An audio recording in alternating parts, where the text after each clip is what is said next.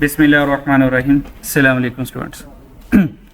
कल हमने queen corporation वाला क्वेश्चन किया था बेसिक रेलिवेंट कॉस्टिंग का। ठीक है, कल जो मैंने रेलिवेंट कॉस्टिंग का कंसेप्ट पढ़ाया था, आज उसको ज़रा थ्योरेटिकली देख लेते हैं और फिर मेन रेलिवेंट कॉस्टिंग के कंसेप्ट पे चलते हैं। ठीक है, तो रेलिवेंट कॉस्टिंग हमने पढ़ना with respect to material, labour और एफओएच। ठीक है, क्योंकि तीन तरह के हमारे डिसीजन मेकिंग में इस्तेमाल होते हैं, मटीरियल, लेबर और एफओएच। ये हमारे पास वेरिएबल कॉस्ट होती है। रेलिवेंट कॉस्ट क्या है? कहता है relevant cost are the cost that will occur in future. ये फ्यूचर में अकर होगी, पास्ट की कोई भी कॉस्ट रेलिवेंट कॉस्ट नहीं होगी। पहली बात ये, फ्यूचर हमेशा रेलिवेंट कॉस्ट होगी, पास्ट रेलिवेंट कॉस्ट नहीं होगी। आगे, relevant cost of a decision are cost that will occur as direct consequence of making the decision. Cost that will occur anyway no matter what decision is taking can't be relevant to the decision.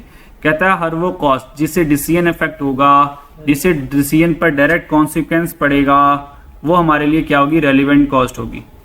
और ऐसी cost जिसका decision से कोई ताल्लुक नहीं है तो वो रेलिवेंट भी नहीं होगी। कहता है relevant cost are cash flows. Relevant cost are cash flows. कहता है हर वो कॉस्ट रेलिवेंट कॉस्ट होगी जिसमें कैश आ रहा होगा या कैश माइनस हो रहा होगा, ये रेलिवेंट कॉस्ट है। ऐसी ट्रांजैक्शन जिसमें कैश इन्वॉल्व नहीं है वो रेलिवेंट कॉस्ट भी नहीं है। मिसाल के तौर पर notional cost such as depreciation charges, notional interest cost, absorb fix cost can't be relevant to decision. इसका मतलब रेलिवेंट कॉस्ट के लिए दो बातें याद रख लें। नंबर 1, ये फ्यूचर में अकर होगी। नंबर 2, इसमें पैसा आएगा या कैश जाएगा, बस डन। और कुछ जैसे कि depreciation charges, interest cost, fix cost, ये रेलिवेंट कॉस्ट नहीं होगी। ठीक है, अच्छा अब कौन कौन रेलिवेंट कॉस्ट बनेगा? सबसे पहले इंक्रीमेंटल कॉस्ट, भाई एडिशनल कॉस्ट, ये रेलिवेंट कॉस्ट बनेगा। कल क्वीन कॉर्पोरेशन में बन गई थी। एक्स्ट्रा 4000 जो हमने एसजी बनाए थे उनमें हमारा एक्स्ट्रा कॉस्ट लगी थी, तो इंक्रीमेंटल कॉस्ट हमारी क्या होगी? रेलिवेंट कॉस्ट होगी। एग्जाम्पल पढ़ लेंगे या पढ़ा दूं? पढ़ा देता हूँ, एग्जाम्पल देखते हैं जरा इसकी। A company is planning to hire a supervisor for manufacturing of new product. हमने कहा मैं एक न्यू प्रोडक्ट बना रहा हूँ, कह सकता हूँ नया प्रोडक्ट, नया बिजनेस है, जॉब, नया जॉब है। अब न्यू जॉब की वजह से सुपरवाइजर आया है, वरना न्यू जॉब ना होती सुपरवाइजर ना आता। कहता सुपरवाइजर को जो पैसे दूंगा वो मेरा इंक्रीमेंटल कॉस्ट होगी, बेशक सुपरवाइजर को फिक्स पैसे क्यों ना दे रहा हूँ, क्योंकि सुपरवाइजर इस जॉब की वजह से आया, ना जॉब होती ना सुपरवाइजर होता। Second, differential cost relevant cost होगी। अब ये डिफरेंशियल कॉस्ट है क्या, ये देखते हैं। A differential cost is the amount by which future cost will change if a particular course of action is taken, provided that it involve an additional cash flow.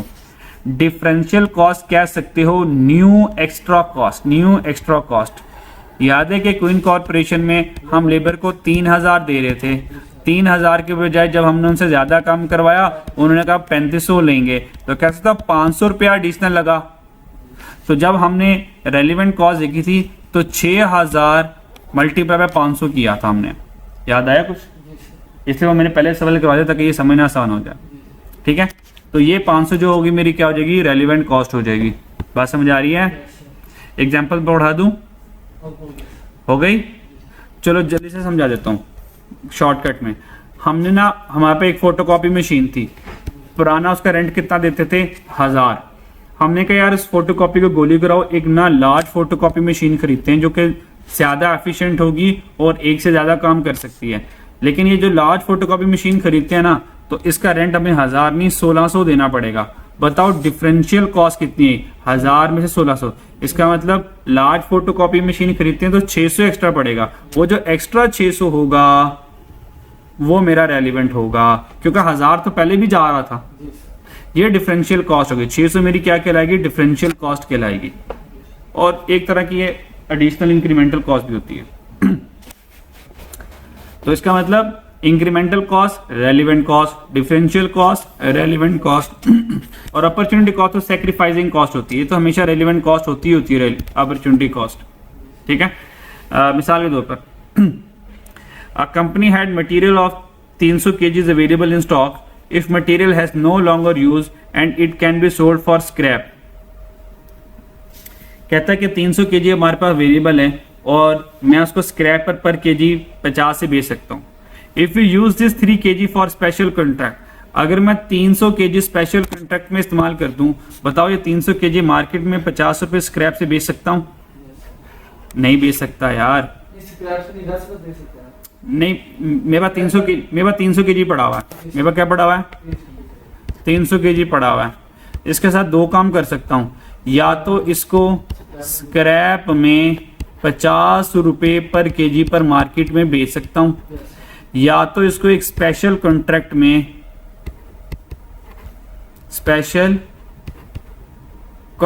में use कर सकता हूं। मैंने फैसला किया यार 300 kg को यूज करूंगा, तो क्या सैक्रिफाइस किया? 50 रुपए पर केजी सैक्रिफाइस किए। तो अपॉर्चुनिटी कॉस्ट कितनी बन गई? 300 मल्टीप्लाई बाय 50, 3 5 15, 15,000 रुपये सेक्रीफाइस किए। ये 15,000 रुपये जो मेरी अपॉर्चुनिटी कॉस्ट है, ये रेलिवेंट कॉस्ट में एज एन एक्सपेंस के तौर पे लिखूंगा। जिन्हें समझ आई? हाँ उजैफ। अवॉइडेबल कॉस्ट, ऐसी कॉस्ट जो अवॉइड कर सकते हैं वो भी रेलिवेंट कॉस्ट होगी। सही है। मिसाल के तौर पर कंपनी ने special warehouse product A के लिए खरीदा था। किसके लिए खरीदा था? प्रोडक्ट ए को सेव करने के लिए, और 50,000 रुपये उसका किराया देती थी। Due to shutdown of production process, कहता है ए जो है वो हमें अब शटडाउन करना पड़ेगा। ए हम नहीं बना रहे। अगर मैं ए नहीं बना रहा तो कह सकता हूं अब हमें रेंट वेयर हाउस का देने की जरूरत भी नहीं है। तो ए को शटडाउन करने की वजह से कह सकता हूं 50,000 का रेंट सेव हो गया या अवॉइड हो गया। ठीक है, ये जो मेरी बनेगी ये रेलिवेंट कॉस्ट बनेगी, और इस केस में ये जो रेलिवेंट कॉस्ट है ये एक्सपेंस सेव्ड हो रहा है, और अगर एक्सपेंस सेव्ड हो रहा है तो ये रेलिवेंट इनकम बनेगी मेरी। सही है। और ये रेलिवेंट इनकम किस वजह से बनी? मान लो किसी न्यू कॉन्ट्रैक्ट की वजह से बनी, या शटडाउन, जो भी एक रीजन बनती है। ठीक है। कुछ कॉस्ट ऐसी होंगे जो खर्चे तो होंगे पर वह हमारे लिए रेलिवेंट नहीं होंगे डिसीजन मेकिंग के लिए। Number 1, unavoidable cost. ऐसी कॉस्ट जिसने हर हाल में आना ही आना है। न्यू जॉब करूं तब भी आएगा, न्यू जॉब नहीं भी करूं तब भी आएगा। Example, fix cost, warehouse rent for all product. मैंने एक वेयर हाउस लिया, 50,000 रुपये उसका रेंट दे रहा हूं। उस वेयर हाउस में प्रोडक्ट ए भी पड़ी है, बी भी पड़ी है, सी भी पड़ी है, डी भी पड़ी है। मान लो ए को शट डाउन कर दिया, बी सी डी तो पड़ी हुई है ना, तो 50,000 रुपये तो जा रहा होगा। अब ए को शट डाउन करने की वजह से 50,000 रुपये सेव हुआ? नहीं हुआ, क्योंकि बी सी डी तो पड़ा हुआ है ना वहां पे। तो ये अनअवॉइडेबल कॉस्ट है। ए को शट डाउन किया, फिर भी कॉस्ट अवॉइड ना कर पाया, फिर भी कॉस्ट कम ना कर पाया, तो ये मेरी रेलिवेंट कॉस्ट नहीं होगी। बच्चों बात समझ आ रही है? कमिटेड कॉस्ट क्या है? Committed cost category of unavoidable cost है। ऊपर वाली जो पड़ी, कमिटेड कॉस्ट भी अनअवॉइडेबल कॉस्ट की तरह ही है। Category of unavoidable cost, a committed cost is a cost that a company has already committed, या उसने ऑलरेडी एक अपने ऑब्लिगेशन बनाई हुई है, तो ये कभी भी ऑब्लिगेशन खत्म नहीं हो सकती। तो अगर ऑब्लिगेशन खत्म नहीं होनी तो जो खर्चा उसका होना है वो न्यू कॉन्ट्रैक्ट आने की वजह से, न्यू जॉब मिलने की वजह से भी खर्चा होना ही होना है। मिसाल के तौर पर कंट्रेक्चुअल रेंटर और lease payment for building acquired for 2 year. हमने 2 साल के लिए बिल्डिंग एक्वायर की और उसके लिए हमने एक लीज एग्रीमेंट किया हुआ है। Leases normally represent a committed cost for the full term of lease since it is extremely difficult to terminate a lease term। तो उन्होंने कहा भाई 2 साल तक लीज है, जो मर्जी कर लो, 2 साल तक आप इस कॉन्ट्रैक्ट को तोड़ नहीं सकते। तो 2 साल तक जो भी आपने हमें पेमेंट करनी है वो हर हाल में पेमेंट करनी ही करनी है। अगर आप बिजनेस को शट डाउन करते भी हैं तो ये लीज एग्रीमेंट को ब्रेक कर सकते नहीं हैं आप लोग। तो ये क्या है? कमिटेड कॉस्ट है। हमने कोई कमिटमेंट कर ली कि यार हम ये करेंगे ही करेंगे। ठीक है। अच्छा जी, संक कॉस्ट क्या होती है? संक कॉस्ट एक हिस्टोरिकल कॉस्ट होती है जो हमने पुराने ज़माने में, पुराने बिजनेस के शुरुआती दौर में कोई खर्चा किया होगा, हमने कोई मार्केट सर्वे किया होगा, कोई रिसर्च की होगी। क्या हर बार रिसर्च और मार्केट सर्वे करते रहेंगे? मार्केट सर्वे रिसर्च वगैरह बिजनेस के स्टार्ट में होती है। तो जो मार्केट सर्वे रिसर्च कॉस्ट के ऊपर खर्चा किया वो मेरा क्या कहलाएगा, संक कॉस्ट कहलाएगा। ठीक है, अच्छा जी। नोशनल कॉस्ट क्या होती है, नोशनल कॉस्ट क्या होती है, any cost which is not actually paid in cash. Notional cost वो कॉस्ट होती है जो हम एक्चुअली कैश में पे नहीं करते, बल्कि उसकी सिर्फ अकाउंटिंग कैलकुलेशन कर लेते हैं और अकाउंटिंग एंट्री कर लेते हैं। जैसे कि डेप्रिसिएशन, डेप्रिसिएशन में कोई कॉस्ट इन्वॉल्व नहीं होती। ठीक है, इस तरह प्रोविजन में कोई डेप्रिसिएशन इन्वॉल्व, प्रोविजन में कोई कैश इन्वॉल्व नहीं होता। ठीक है जी, अच्छा जी। और fix overhead absorb by using absorption rate, तो जो एब्जॉर्प्शन रेट से OAR पर यूनिट, OAR पर मशीन आवर और OAR पर लेबर आवर, ये जो हम कैलकुलेट करते हैं, तो ये भी हमारी क्या होती है, पैसे इन्वॉल्व इसमें नहीं होते, एक बजटेड कैलकुलेशन कर रहे होते हैं। ठीक है, तो ये हमारी रेलिवेंट कॉस्ट नहीं होगी, यानी कि जिसमें कैश इन्वॉल्व नहीं है वो रेलिवेंट नहीं है। Historical past cost relevant cost नहीं है। ऐसी कॉस्ट जिसको अवॉइड नहीं कर सकते वो रेलिवेंट नहीं है। ऐसी कॉस्ट जो पास्ट में कमिट कर सके, मतलब कमिटेड अगर मैं सम करूँ ना, तो एक तरह का देखा जाए कि ये सारी के सारी असल में देखा जाए पास्ट कॉस्ट है, पास्ट है। अगर एक लफ्ज में बयान करो, अनअवॉइडेबल कॉस्ट मतलब एक कॉस्ट थी जिसको मैं अवॉइड नहीं कर सकता, पास्ट में था ना ऐसा। कमिटेड कॉस्ट ये ऐसी भी कॉस्ट है, पास्ट में कोई ऑब्लिगेशन मैंने की है और मैंने कमिटमेंट कर ली थी पास्ट में, तो उसको भी तोड़ नहीं सकता। सम कॉस्ट हिस्टोरिकल कॉस्ट है। तो अगर वन वर्ड में रेलिवेंट कॉस्टिंग को समझना है तो रेलिवेंट कॉस्टिंग वन वर्ड में यही है। पहला पॉइंट ये, रेलिवेंट कॉस्ट एक फ्यूचर में कॉस्ट होती है और रेलिवेंट कॉस्ट में सिर्फ कैश फ्लोज इन्वॉल्व होगा तो ये रेलिवेंट है, इसके अलावा सब कुछ इरेलीवेंट है। डन। और उसके बाद हमने क्वीन कॉर्पोरेशन वाला क्वेश्चन कर लिया, ये वाला हमने क्वेश्चन कर लिया था। डन, अच्छा। अब चलते हैं मेन स्ट्रीम लाइन पर, असल रेलिवेंट कॉस्टिंग पे चलते हैं। ये स्टार्टर था उसका ट्रेलर, अब असल पिक्चर पे चलते हैं। अच्छा जी, अब आ गया रेलिवेंट कॉस्ट। भाई अब हमने 3 तरह की रेलिवेंट कॉस्टिंग पढ़नी। वो रेलिवेंट कॉस्टिंग जर्नल थी बच्चों, वो रेलिवेंट कॉस्टिंग क्या थी, जर्नल रेलिवेंट कॉस्टिंग। अब हमने रेलिवेंट कॉस्टिंग पढ़नी है 3 तरीके से। रेलिवेंट कॉस्टिंग जर्नल पर पढ़ चुके, जर्नल रेलिवेंट कॉस्टिंग पढ़ा दी। अब हमने पढ़ना है कि relevant costing with respect to material. हमें लगता है यार मटेरियल तो मेन प्रोडक्शन का हिस्सा है, मटेरियल तो मेन प्रोडक्शन का हिस्सा है, ये तो सारा के सारा रेलिवेंट होगा। हो भी सकता है, नहीं भी हो सकता है। लेबर जो काम करने के पैसे लेगी, आपको क्या लगता है रेलिवेंट कॉस्ट होगी? आप कहेंगे सर बिल्कुल होगी, क्योंकि इसमें कैश फ्लो जा रहा होता है, कैश फ्लो हो रहा होता है, कैश आउटफ्लो हो रहा होता है, पैसे जा रहे हैं, सर ये रेलिवेंट कॉस्ट है। अब चेक करें, हो भी सकता है, नहीं भी हो सकता है। फिर आगे क्या आ जाएगा, FOH आ जाएगा। आगे क्या आ जाएगा, FOH आ जाएगा। और FOH में क्या होगा, 2 तरह के FOH आ जाएंगे। वेरिएबल FOH, ये आसान है, वेरिएबल FOH तकरीबन सारा रेलिवेंट होता है।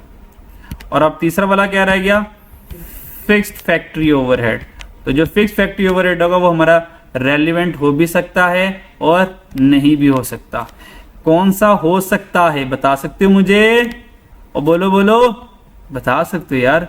जो न्यू या एडिशनल होगा वो रेलिवेंट कॉस्ट फिक्स ओवरहेड हो सकता है। जो पुराना वाला है, ओल्ड वाला है, वो रेलिवेंट कॉस्ट नहीं होगा। ये मेन रेलिवेंट कॉस्टिंग की समरी बता दी मैंने आपको, बस ये रेलिवेंट कॉस्ट। और अभी हम क्या पढ़ने वाले हैं, सबसे पहले मटीरियल।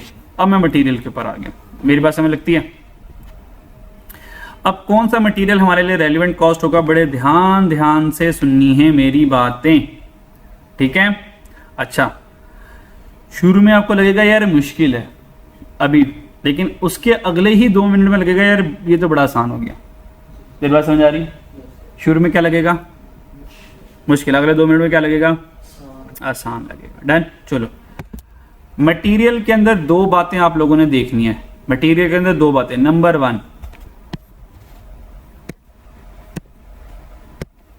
1 is regular use. क्या मटेरियल रेगुलर यूज में है? Second, not regular use. कि मटेरियल रेगुलर यूज में नहीं है। ये दो बातें सबसे पहले आप लोगों ने देख ली। या कुछ ज़्यादा ही नहीं डार्क हो गया, ये ऐसे ही सही है, ठीक है। तो नंबर 1 देखना है कि मटेरियल हमारा रेगुलर यूज में है या मटेरियल हमारा रेगुलर यूज में नहीं है। तो पहले मैं बात करता हूँ इस नंबर 1 की। मान लो जो एक मैं मटेरियल, हम ना लेदर की जैकेट्स बनाते हैं, क्या बनाते हैं, लेदर की जैकेट्स बनाते हैं, या सिंपल हम ना गारमेंट्स शर्ट्स बनाते हैं। हम क्या बनाते हैं, शर्ट बनाते हैं। शर्ट बनाने के लिए ना हमने अपने स्टोर रूम में, गोडाउन में ना थान के थान रखे होते हैं। ढेर सारा कपड़ा हमने स्टोर रूम में क्या होता है, रखा हुआ होता है। तो ये हमारे पास रॉ क्लॉथ पड़ा हुआ है। कौन सा क्लॉथ पड़ा हुआ है, रॉ क्लॉथ ऑलरेडी हमारे पास पड़ा हुआ है। और ये जो रॉ क्लॉथ पड़ा हुआ है ना, ये मेरा रेगुलर इस्तेमाल में आता है। मतलब खरीदूंगा, स्टोर रूम में रखूंगा, प्रोडक्शन में चल जाएगा, खरीदूंगा, स्टोर रूम में रखूंगा, प्रोडक्शन में चल जाएगा। ये मेरा रेगुलर इस्तेमाल में है। अगर तो मटेरियल आपका रेगुलर इस्तेमाल में है तो रेलिवेंट कॉस्ट क्या बनेगी, सिंपल सी बात है, market price to purchase a raw material is your relevant cost. तो रेलिवेंट कॉस्ट क्या होगी कि जो आपकी एक्सपेक्टेड करंट परचेज प्राइस है, इसको वेरिएबल मैन्युफैक्चरिंग कॉस्ट भी कहते हैं और इसको रिप्लेसमेंट कॉस्ट भी कहते हैं। सारे नाम याद रखने हैं, बस एग्जामिनर नाम डिफरेंट नाम कर करके कंफ्यूज करेगा। अच्छा पहले 1 वर्ड में एक्सप्लेन करता हूं। अगर मटेरियल हमारा रेगुलर इस्तेमाल में है तो रेलिवेंट कॉस्ट क्या होगी, मार्केट प्राइस। तो रेलिवेंट कॉस्ट क्या होगी हमारी, मार्केट प्राइस। सिंपल सा ये फिनोमिना, ये बात याद रखो जल्दी से, अभी याद करो। अगर मटेरियल रेगुलर यूज में है तो रेलिवेंट कॉस्ट मार्केट प्राइस होगी। जल्दी से याद कर लो।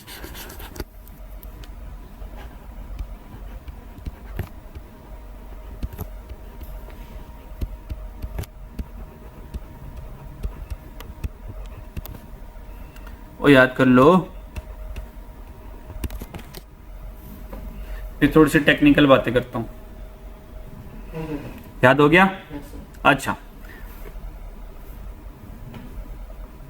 अगर मटेरियल रेगुलर इस्तेमाल में है तो रेलिवेंट कॉस्ट क्या बनेगी, मार्केट प्राइस।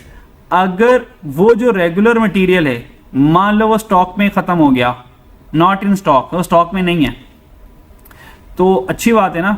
मान लें हम ना शर्ट्स बनाया करते थे, रॉ क्लॉथ होता था और उस रॉ क्लॉथ से हम क्या बनाया करते थे, शर्ट्स बनाया करते थे, ठीक है। अच्छा जी, हमारे पास एक न्यू ऑर्डर आ गया, ठीक है। और अब हमने क्या करना है, रॉ क्लॉथ अपने इस कपड़े को उस न्यू प्रोडक्ट पे लगाना है। मान लें कि हमने कहा यार वो ना हाजियों ने जाना तो हमें उनके ना अहराम सीने हैं, या फिर हम ये कह सकते हैं कि एक स्पेशल ऑर्डर आ गया, हमें स्कूल का यूनिफॉर्म सीना। अब जो हम शर्ट्स बनाते हैं, शर्ट में हमें स्कूल का यूनिफॉर्म बनाना है। अब ये जो रॉ क्लॉथ है ये किस में इस्तेमाल हो जाएगा, स्कूल के यूनिफॉर्म में। तो अगर जो मटेरियल मेरे पास है वो मेरे रेगुलर इस्तेमाल में नहीं है, अगर वो स्टॉक में नहीं है, तो क्या करूंगा भाई, मार्केट से खरीद लूंगा, ठीक है। और अगर वो स्टॉक में है, तो भाई वो जो स्टॉक में है वो हमारा शर्ट्स में इस्तेमाल हो जाएगा, और जो न्यू यूनिफॉर्म का ऑर्डर आया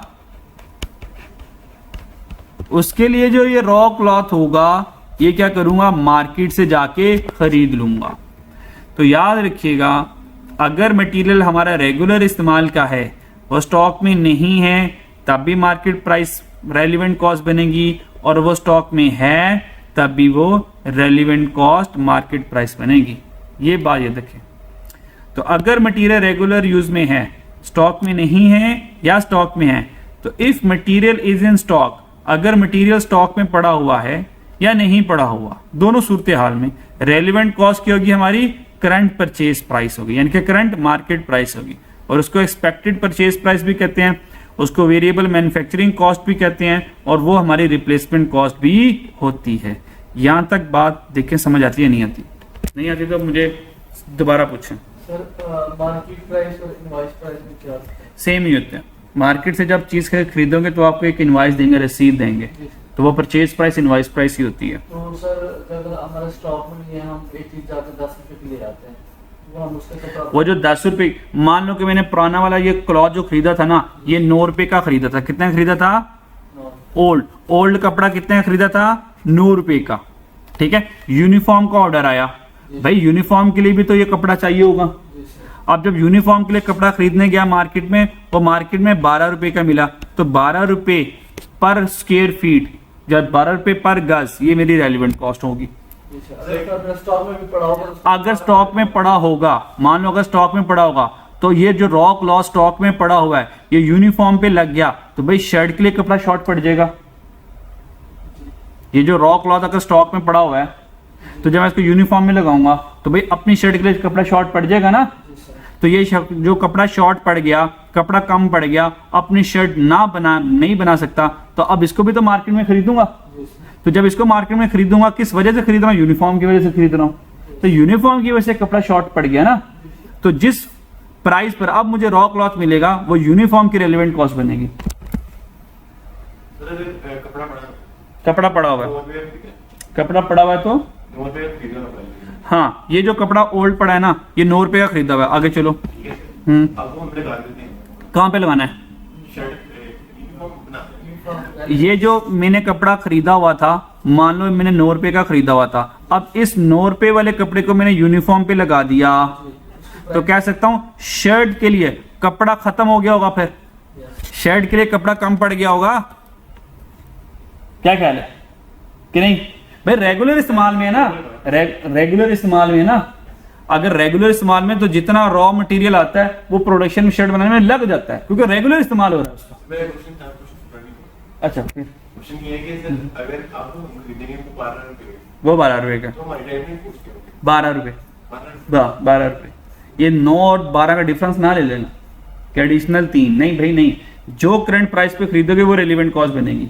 अगर मटेरियल रेगुलर इस्तेमाल में, तो सिंपल सा रूल क्या बना, अगर मटेरियल रेगुलर इस्तेमाल में है, स्टॉक में पड़ा हुआ है या नहीं पड़ा हुआ, इसकी हमें टेंशन नहीं है।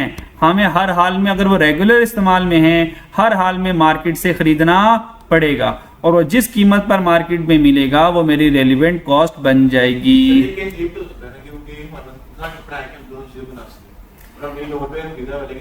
नहीं सर नहीं, जो चीज रेगुलर इस्तेमाल में होती है ना, वो उतनी ही होती है जितनी इस्तेमाल हो जाए। क्या आपको मैं इस दिन के लिए ईओक्यू नहीं पढ़ा कर लाया था?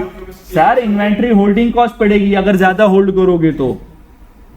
क्या ख्याल है? और हमने इन्वेंट्री में पढ़ा था और इन्वेंट्री लेवल में पढ़ा था, भाई हमने स्टॉक आउट नहीं होना, थोड़ा सा अपने आप पर रिजर्व रखना है, क्योंकि रेगुलर इस्तेमाल में है ना, तो जैसे थोड़ा सा रह जाएगा दोबारा न्यू ऑर्डर करूंगा, और उतना न्यू ऑर्डर करूंगा जितना दोबारा इस्तेमाल में आ जाए। बात समझ आ रही है? हाँ, तो अगर हम ये इतना कपड़ा मंगवाते हैं, ये रॉ मटेरियल रॉ क्लॉथ उतना मंगवाते हैं, जितना भी मंगवाते हैं सारा शर्ट में लग जाता है। जब शर्ट में लग जाता है तो भाई यूनिफॉर्म के लिए अपना कपड़ा दोबारा मंगवाओ ना, वो जो पहले कपड़ा मंगाया वो तो शर्ट के लिए मंगवाया है। तो आपने कहा यार वो शर्ट बनवाने के लिए ऑर्डर इमरजेंसी पर आ गया, कॉलेज वालों स्कूल वालों ने कहा यार हमें जल्दी चाहिए, तो हम क्या कहते हैं, जो शर्ट के लिए कपड़ा मंगवाया था उससे हम यूनिफॉर्म बना लेते हैं, और शर्ट वाला कपड़ा हम बाद में मार्केट से खरीद लेंगे। वो खरीदेंगे ना मार्केट से, तो भाई वो मार्केट प्राइस आएगी ना। अगर स्टॉक में नहीं है फिर तो मार्केट से खरीदना पड़ेगा। अगर स्टॉक में है, वक्ती तौर पर शर्ट वाला कपड़ा यूनिफॉर्म पे लगा दूंगा और शर्ट के लिए फिर मार्केट से जाके खरीदूंगा। कि दिमागों में बात उतारो, नहीं पहुंच रही आप तक। जो इनकम होगी उसमें इनकम को मार गोली। अब यहाँ पे सिर्फ मटेरियल रेलिवेंट कॉस्ट है या नहीं है, सिर्फ मटेरियल के एतबार से सोचना है अभी बस।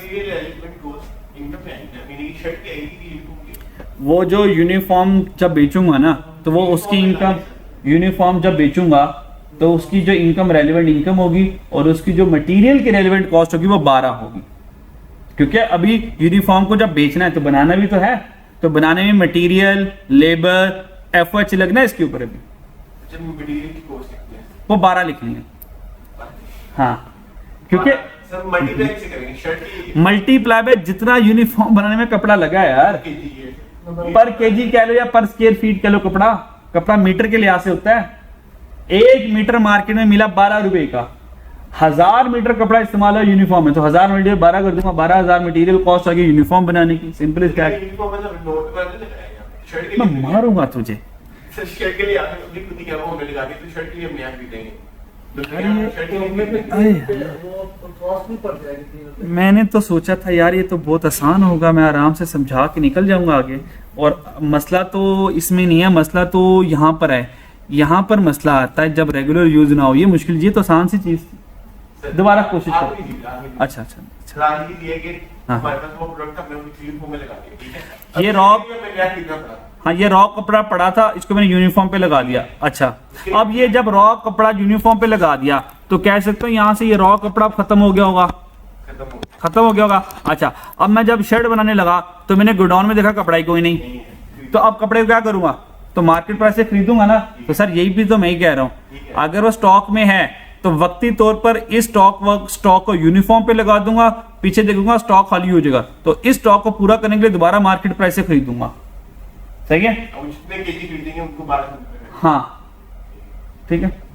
अच्छा, वो जितने केजी खरीदूंगा उनको नहीं करूंगा, जितना केजी, जितने मीटर यूनिफॉर्म पे कपड़ा लगा होगा, यही तो पूछना है। ये है, वो जितना खरीदूंगा वो तो उतना नहीं। मान लो यहाँ पे मेरे पास पड़ा हुआ था 100 मीटर पड़ा हुआ था कपड़ा, अब 100 मीटर के 100 मीटर, 100 नहीं, मैं थोड़ा सा और ट्रिकी करता हूँ, 100 मीटर नहीं लगा, यूनिफॉर्म बनाने में 90 मीटर लग गया भाई। 100 में से जब 90 मीटर यूनिफॉर्म बनाने में लग गया तो पीछे क्या रह गया होगा, हाँ 10 मीटर रह गया। मेरी बात समझ आ रही है, 10 मीटर रह गया। अब मुझे पता है यूनिफॉर्म में कितना कपड़ा लगा, 90 मीटर, और अगर मैं अब ये जो कपड़ा पर मीटर, अगर मैं ये कपड़ा पर मीटर मार्केट से खरीदूंगा, मान लो शर्ट बनाने के लिए मुझे कितना चाहिए, 50 मीटर चाहिए। अब मार्केट से बताओ कितना खरीदूंगा, मैं मार्केट से खरीदूंगा भाई 10 पड़ा हुआ है ना, शर्ट बनाने 50 चाहिए, अब मार्केट से 40 मीटर कपड़ा खरीदूंगा, और मैं मार्केट में गया और मैंने देखा यार ये कितने का मिल रहा है, तो मार्केट में मिलेगा 12 रुपए पर मीटर, 12 रुपए पर मीटर। तो अब जो रेलिवेंट कॉस्ट यूनिफॉर्म की लगेगी वो 40 मल्टीप्लाई 12 नहीं मिलेगी, यहां से सिर्फ परचेज प्राइस उठानी है, ये 90 मल्टीप्लाई 12, ये मेरी रेलिवेंट कॉस्ट फॉर यूनिफॉर्म बनेगी। सही है, अगर तू 40 कर देगा इसका मतलब यूनिफॉर्म 40 मीटर से थोड़ी बना है, यूनिफॉर्म तो 90 मीटर से बना है, सिर्फ परचेज प्राइस उठानी है। तो 50 है वो तो 9 का नहीं, क्या कह रहे हैं, 50 9 का नहीं खरीदा, 50 जो है वो 9 का ही खरीदा हुआ है, पर वो रेलिवेंट कॉस्ट नहीं बनेगी, रेलिवेंट कॉस्ट मार्केट प्राइस बनेगी जो इस यूनिफॉर्म के लिए मुझे एक्स्ट्रा कपड़ा चाहिए था। तो वो शर्ट की बात करेगा तो फिर हम 9 करेंगे ना। हाँ जी, वो जो शर्ट की कॉस्ट है वो 9 पे जाएगी, ठीक है। शर्ट की कॉस्ट कैसे जाएगी, 50 मीटर लगना, तो शर्ट के लिए 50 मल्टीप्लाई बाय 9 चलेगा शर्ट के लिए। अच्छा यार, इसको मैं थोड़ा और सिंपल करता हूं। अच्छा बच्चों, फर्दर ना आगे एक क्वेश्चन करवाऊंगा, बाकी जो आप कह रहे हो ना सर पैसे ओल्ड इतने का न्यू इतने का, वो कीमतें क्या होंगी, वो इंशाल्लाह एक एग्जांपल से सारा समझा दूंगा। एग्जांपल इंशाल्लाह बेहतरीन समझ लग जाएंगे, सारे कॉन्सेप्ट क्लियर हो जाएंगे। अभी के लिए बस एक बात सुन लो, अगर मटेरियल हमारा रेगुलर यूज में है, अगर वो स्टॉक में नहीं है, तो भाई न्यू ऑर्डर पूरा करने के लिए क्या करूंगा, मार्केट से जाके खरीदूंगा। मेरी ये बात समझ तो लगती है ना। अच्छा, अगर मटेरियल रेगुलर इस्तेमाल में, वो स्टॉक में भी है, तो बच्चों अगर वो स्टॉक में है तो मेरा पुराना काम शर्ट का भी तो चल रहा है ना, और नया काम यूनिफॉर्म का आया, ठीक है। अगर वो रेगुलर इस्तेमाल में है तो अगर मैं वो स्टॉक यूनिफॉर्म पे लगा देता हूं तो शर्ट बनाने के लिए स्टॉक खत्म हो जाएगा, तो तब भी तो मुझे मार्केट प्राइस से खरीदना पड़ेगा ना, क्योंकि वो रेगुलर इस्तेमाल की आइटम है।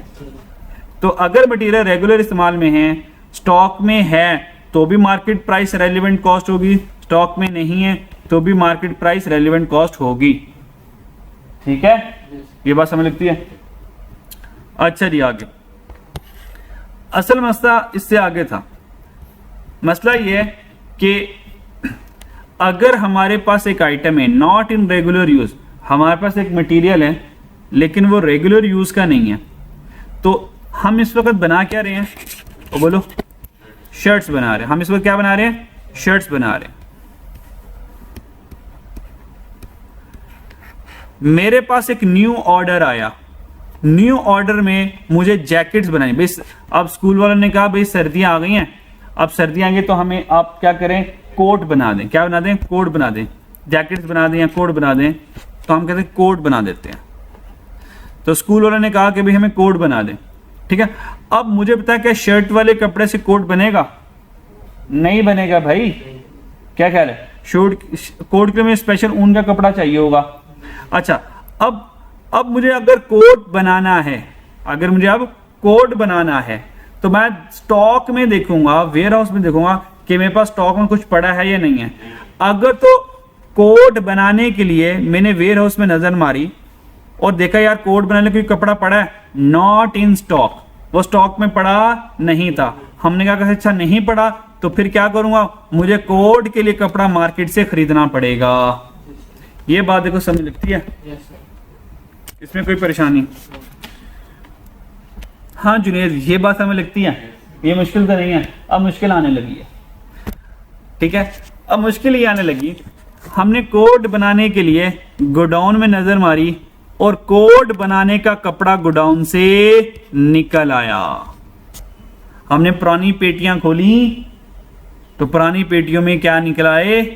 कोट बनाने का कपड़ा निकल आया। बात समझ आती है? जी सर। जैसे कि अगर छोटा बहन भाई हो ना तो अम्मा बड़े बहन भाई के कपड़े संभाल लेती है, और जब कपड़ों खरीदने की बारी आती है अम्मा कहती है ना खरीदो, स्टॉक में अवेलेबल है, पहले वो पहनेंगे, वो छोटे हो जाएंगे तो फिर हम नहीं खरीदेंगे। ठीक है, बड़े वाले के कपड़े स्टॉक में नहीं होते तो उसके कहां से खरीदते हैं? मार्केट में खरीदते हैं। फिर बड़े के कपड़े अम्मा स्टॉक में पेटियों में संभाल के रख लेती है। फिर जब छोटा होता है उस छोटे को बड़े वाले कपड़े मिलते हैं और उसके बेचारे कपड़े मार्केट से नहीं आते। सही है? अब हमारे पास जब कोट बनाने का ऑर्डर आया तो मसला ये आया, अब वो जो कोट का कपड़ा था वो स्टॉक से निकल आया। अब ये सबसे बुरा हुआ। ऐसा क्यों हुआ? ना होता तो हमारी जिंदगी आ जाती है। अच्छा, बिजनेस पॉइंट ऑफ व्यू से अच्छी बात है बुरी बात? स्टूडेंट के पॉइंट ऑफ व्यू से बहुत बुरी बात। जब ये पॉइंट आ जाता है तो स्टूडेंट की ऐसी की तैसी हो जाती है, ये पॉइंट समझ नहीं लगता। अच्छा, अगर तो वो कोट वाला कपड़ा स्टॉक में निकल आया, अब मुझे ये देखना पड़ेगा कि इस कोट वाले कपड़े को मैं सबसे ज्यादा बेस्ट कहां पर इस्तेमाल कर सकता हूं। ये जो कपड़ा निकला अब वो बताने लगा। नंबर 1, अगर मटेरियल रेगुलर इस्तेमाल में नहीं है, if no material is in stock, तो भाई कोट बनाने के लिए स्टॉक में कपड़ा नहीं है तो रेलिवेंट कॉस्ट क्या होगी? Current market price. सही है, और उसका नाम वेरिएबल मैन्युफैक्चरिंग कॉस्ट, उसको रिप्लेसमेंट कॉस्ट भी कहते हैं सारे। मसला कब है? जब इफ ये वाले मसले, if material is in stock, अगर मटेरियल स्टॉक में निकल आया तो बताएं रेलिवेंट कॉस्ट क्या बनेगी। अब आ जाए ये मसला आएगा। अब रेलिवेंट कॉस्ट क्या बनेगी? अब रेलिवेंट कॉस्ट मेरी बनेगी अपॉर्चुनिटी कॉस्ट। आपको पता है अपॉर्चुनिटी कॉस्ट मेरी रेलिवेंट कॉस्ट होती है। अब अपॉर्चुनिटी कॉस्ट में क्या क्या हो सकता है? हाईएस्ट ऑफ मीन, मैक्सिमम फायदा। हमने पेटी खोली और कोट बनाने का कपड़ा निकल आया। हमने सोचा यार ये कोट बनाने का जो कपड़ा निकल आया, इस कपड़े को मैक्सिमम कहां पर बेस्ट इस्तेमाल कर सकता हूं। नंबर 1 ऑप्शन मेरे पास ये है, यार ये जो कोट वाला कपड़ा निकल आया ना, इसको मार्केट में जाके बेच आता हूं, मार्केट में जाके बेच आता हूं। मान लीजिए जो मार्केट में सेल होगा ये ₹100 पर मीटर पर सेल हो जाएगा। ये बात समझ लगती है? अच्छा, second, net benefit for alternative use. मिसाल के तौर पर मैं ये जो कोट वाला कपड़ा निकला मार्केट में बेचता नहीं हूं, इस कपड़े से कोट का कोई अल्टरनेटिव प्रोडक्ट बना लेता हूं। क्या करता हूं? कोट का कोई अल्टरनेटिव प्रोडक्ट बना, वो कोट नहीं होगा, कोई मोटी शर्ट हो जाएगी जो सर्दियों में पहनने के काम आ जाएगी, जो कोट टाइप होगी, या कोई जर्सी बना लूंगा। ठीक है, तो सेकंड क्या है? Net benefit for alternative use. वो जो कोट वाला कपड़ा निकला उसको क्या कर सकता हूं? किसी और काम में इस्तेमाल करके वहां से क्या कर सकता हूं? पैसे कमा लेता हूं। ठीक है, अच्छा, तीसरा क्या? Can use as a substitute material on a different job. एक और फैक्ट्री वाला था, उस फैक्ट्री वाले ने कहा कि यार ऐसा कर, वो जो तेरे पास ऊन वाला कपड़ा पड़ा ना वो मुझे ही दे दे, वो मैं अपनी जॉब पर इस्तेमाल कर लेता हूं। अच्छा, तीसरा वाला पॉइंट क्या? हमारे साथ वाले हमसाई वाले फैक्ट्री वाला था, उसने कहा यार जो तेरे पास कोट बनाने का कपड़ा पड़ा हुआ ऊन वाला, वो कपड़ा मुझे बेच दे, मुझे दे दे। ठीक है, अच्छा, अब इन तीनों में से जो मैक्सिमम बेनिफिट मिलेगा, मैं अपने कपड़े के साथ मैक्सिमम बेनिफिट के साथ जाऊंगा। ठीक है, अच्छा जी, अब मैक्सिमम बेनिफिट मान ले कि यहाँ से ₹100 पर मीटर का बेनिफिट मिला, यहाँ से ₹90 पर मीटर का बेनिफिट मिला, और मान लें यहाँ से ₹110 पर मीटर का बेनिफिट मिला। बताएं इन तीनों में से हाईएस्ट बेनिफिट किससे मिल रहा है? अगर मैं अपने कपड़े को सब्स्टिट्यूट मटेरियल के तौर पर डिफरेंट जॉब पर इस्तेमाल कर लूं, बात समझ आ रही है? तो बताएं मुझे उस ऊन वाले कपड़े से कितने पैसे मिलेंगे? 110। तो यहां पर क्या लिखूंगा? 110। मेरी बात समझ आ रही है? 110 लिखूंगा। फिर इसको कंपेयर करूंगा मार्केट प्राइस से, कि अगर मैं ऊन वाला कपड़ा, वो जो मेरे पास कोट बनाने के लिए कपड़ा निकला है स्टॉक में, अगर उसको इस अपॉर्चुनिटी कॉस्ट में लगाऊंगा तो 110 का फायदा होगा। और अगर उस कपड़े को मार्केट से अगर आज खरीदूं तो मान ले मार्केट में मिलेगा 105 का, तो रेलिवेंट कॉस्ट बनेगी हमारी लोअर ऑफ। रेलिवेंट कॉस्ट क्या बनेगी? हमारी लोअर ऑफ बनेगी। उसकी रीजन क्या? उसकी रीजन ये है कि मैं क्या करूंगा, मार्केट से 105 का खरीद लूंगा और आगे 110 का बेनिफिट हासिल कर लूंगा। मेरे पास समझ आ गई? अगर ऐसा हो जाए अगर ऐसा हो जाए, मान लें रेलिवेंट कॉस्ट कितनी आई? अपॉर्चुनिटी कॉस्ट 110, यानी कि ये अपॉर्चुनिटी कॉस्ट मीन अगर मैं अपने कोट वाले कपड़े को किसी और प्रोजेक्ट में लगाता हूं तो 110 का बेनिफिट मिलेगा। और मार्केट में अगर खरीदना जाऊं, replacement cost mean market price, और अगर ये मार्केट से खरीदूंगा तो कितने का मिलेगा? 120 का। अब मुझे ये बताएं, क्या मैं 110 का बेनिफिट उठा लूं और मार्केट का 120 से खरीद लूं? ये तो बेवकूफी होगी ना, कि 110 का बेनिफिट उठाकर और 10 रुपए महंगा मार्केट से खरीदूं। तो इस केस में रेलेवेंट कॉस्ट क्या होगी? लोअर ऑफ होगी। हम क्या करेंगे? मार्केट से 120 का नहीं खरीदेंगे, इस 110 वाले को बेनिफिट नहीं उठाएंगे, इसको अपने मेन प्रोजेक्ट पे लगा देंगे, कोट्स बनाने पे लगा देंगे। ये बात समझे? लोअर ऑफ का मतलब समझ आया? ऊपर वाले में 110 क्यों लिया? क्योंकि मार्केट में सस्ता मिल रहा है, बेनिफिट ज्यादा मिल रहा है, तो 110 का बेनिफिट ले लेंगे। मान लें 110 रुपए मेरे पास आ गए, 110 रुपए लेकर मार्केट में जाऊंगा, 105 का मटेरियल खरीद लूंगा, 5 रुपए बच जाएंगे। और मान लो अगर मटेरियल ही मार्केट में 120 का आ रहा है, मार्केट से खरीदूंगा 120 का, मान लो 110 का बेनिफिट उठाया, 110 रुपए कैश लेकर मार्केट में गया तो 120 का मटेरियल मिलेगा ना, तो 10 रुपए पल्ले से देने पड़ेंगे। तो इसका बेहतर क्या है? मार्केट से ना खरीदो, इस वाले मटेरियल को अपने प्रोडक्ट पे लगा दो। क्या ख्याल है? अब उससे आपके 120 रुपए बच जाएंगे। क्या ख्याल है?